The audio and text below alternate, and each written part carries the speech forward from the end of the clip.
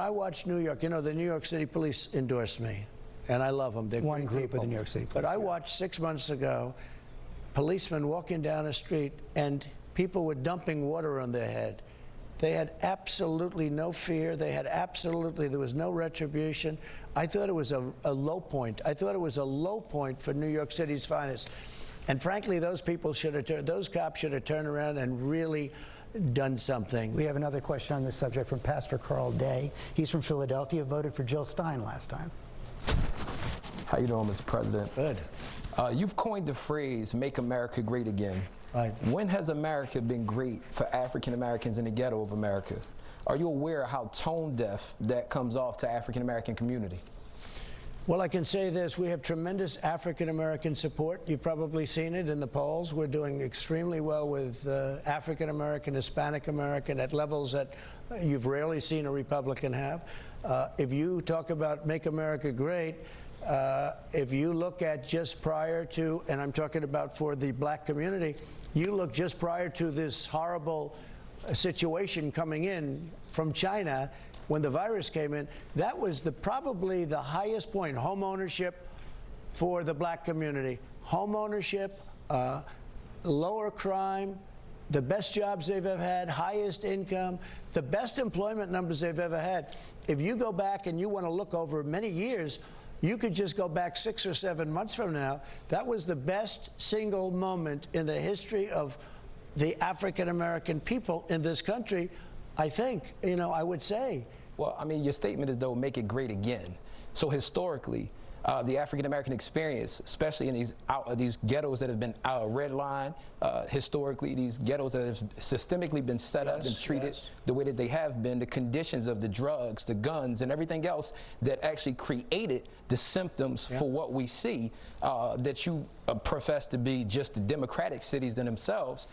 These things have historically been happening for African Americans in these ghettos, and we have not been seeing a change.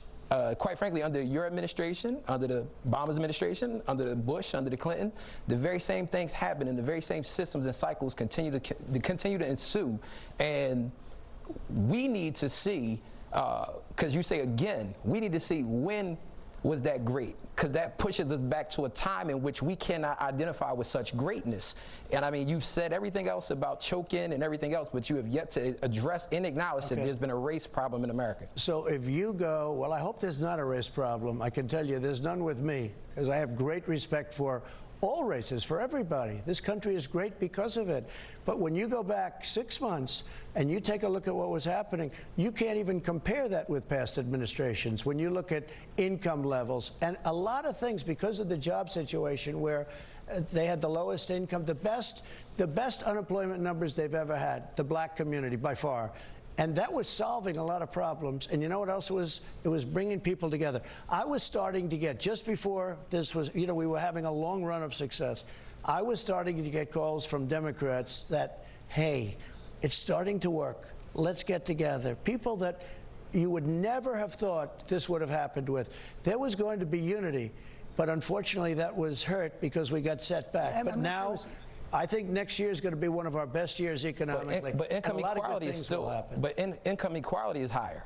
So, I mean, jobs can be produced, but at the same time, in a lot of these big major cities where African Americans are underserved, under-resourced, that's an $8 job. Does not mean that they can necessarily afford to live where they have to live or where they've been living at for the last 20 years. Well, the income inequality, which I agree with you, is a problem. I always agreed with that. But if you look under President Obama and Biden, the income inequality was phenomenal. It was record-setting. It was It's terrible. getting worse now.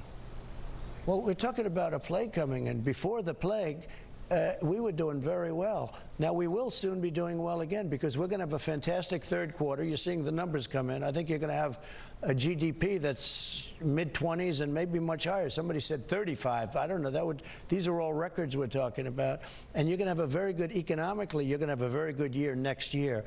But I agree with a lot of the things you say, but you have to look back, because we really had it going well. Had we not been hit by this horrible disease that came into our land, and all over the world, by the way, came all over the world, we would be in a position where I think income inequality would be different. It was really getting there. We were really driving it President, down, driving it together. we have to move on. But even before the pandemic, the average black family was earning half of what the average white family was earning, even if you hold education You're constant. right. I can only compare it to the past.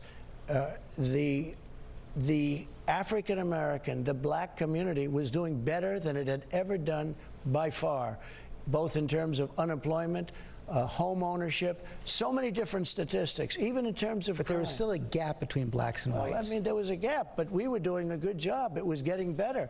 And then it was artificially shut down by this disease that came onto our land. We've got to take another break. We'll be right back.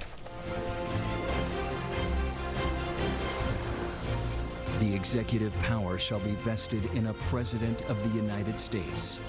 He shall hold his office during the term of 4 years, and together with the Vice President, chosen for the same term,